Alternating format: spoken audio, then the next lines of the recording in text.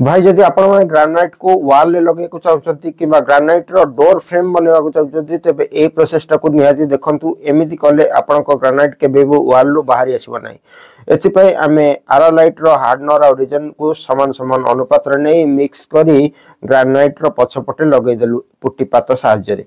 देखंतु एई पळी भाबळे आपण ग्रानाइट रो पछपटे बैक साइड रे एमती ए अठा को आरालाइट रो अठा को अप्लाई कर देबे।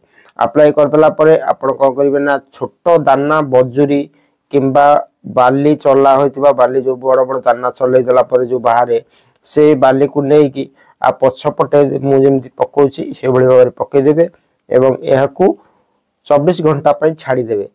ए बळी भाबरे देखंतु चारियाडे समान भाबरे पके देबे। एथरे कोन हो ना अठारे ए गोड जो छोट छोट गोडी ए सब लागि जिवो। लागि गला परे कांथ साथी रे एहार बॉन्डिंग बढ़िया हबो। आ गोटे कथा आपण मानकु कहबी ग्रानाइट आपण केबे भी वाल ले सीमेंट रे लगातु नाही सेति पई स्टोन एडहेसिव रे व्यवहार करंतु।